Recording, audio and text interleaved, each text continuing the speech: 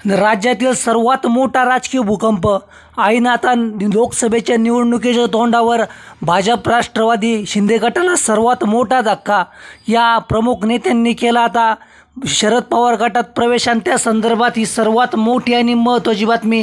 राज्यात सर्वात मोठा राजकीय भूकंप, यामुळे आता राजकीय समीकरणे बदलणार, त्या संदर्भात ही सर्वात मोठी। पाटलांनी भाजपची साथ सोडली आहे। धैर्यशील मोहिते पाटलांनी भाजपच्या पद आणि सदस्य पदाचा राजीनामा दिलाय। वैयक्तिक कारणास्तव मी राजीनामा देत असल्याचं त्यांनी यामध्ये म्हटलंय। तर माढ्यातून भाजपनं रणजितसिंग निंबाळकरांना उमेदवारी जाहीर केल्यामुळे मोहिते पाटील हे नाराज होते। दरम्यान धैर्यशील मोहिते पाटील हे 14 एप्रिलला शरद पवार गटामध्ये सुद्धा प्रवेश करणार आहेत, अशी माहिती सध्या मिळते।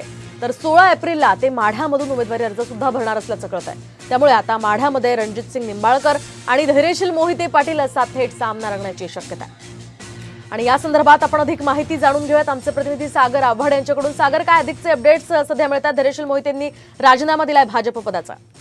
नक्कीच धैर्यशील मोहिते पाटील हे काल शरद पवारांना भेटलेले होते। गेले 8-10 दिवस चर्चा सुरू होती की ते राष्ट्रवादीमध्ये प्रवेश करणार। मात्र आता या चर्चेला पूर्ण विराम मिळालेला आपल्याला पाहायला मिळतोय, कारण की त्यांनी भाजपचे त्यांच्याकडे जी पदं होती सोलापूर जिल्ह्याची सर्व पदांचा राजीनामा प्रदेशाध्यक्ष चंद्रशेखर बावनकुळे यांना पाठवलेला आहे आणि काही कारणास्तव मी हा राजीनामा देतोय असंही या त्यांनी राजीनामा पत्रामध्ये म्हटलेलं आहे। त्यामुळे 14 तारखेला ते आपल्या राष्ट्रवादीमध्ये प्रवेश करणार आहेत। त्याचबरोबर शरद पवारांची सभा अकलूजमध्ये होण्याची शक्यता वर्तवण्यात येते। त्यामुळे नक्कीच त्यांचा प्रवेश हा मानला जातो आणि माढ्यामधून तेच राष्ट्रवादीचे उमेदवार असणार आहे। त्यामुळे आता आणि सदस्य पदाचा राजीनामा दिला। धन्यवाद। वैयक्तिक कारणास्तव मी राजीनामा देत असल्याचं त्यांनी यामध्ये म्हटलंय। तर माढ्यातून भाजपनं रणजितसिंग निंबाळकरांना उमेदवारी जाहीर केल्यामुळे मोहिते पाटील हे नाराज होते। दरम्यान धैर्यशील मोहिते पाटील हे 14 एप्रिलला शरद पवार गटामध्ये सुद्धा प्रवेश करणार आहेत, अशी माहिती सध्या मिळते।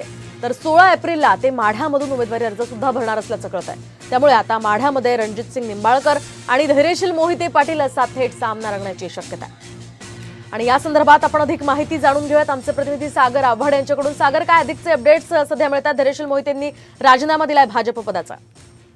नक्कीच धैर्यशील मोहिते पाटील हे काल शरद पवारांना भेटलेले होते। गेले 8-10 दिवस चर्चा सुरू होती की ते राष्ट्रवादीमध्ये प्रवेश करणार। मात्र आता या चर्चेला पूर्ण विराम मिळालेला आपल्याला पाहायला मिळतोय, कारण की त्यांनी भाजपचे त्यांच्याकडे जी पदं होती सोलापूर जिल्ह्याची सर्व पदांचा राजीनामा प्रदेशाध्यक्ष चंद्रशेखर बावनकुळे यांना पाठवलेला आहे आणि काही कारणास्तव मी हा राजीनामा देतोय असंही या त्यांनी राजीनामा पत्रामध्ये म्हटलेलं आहे। त्यामुळे 14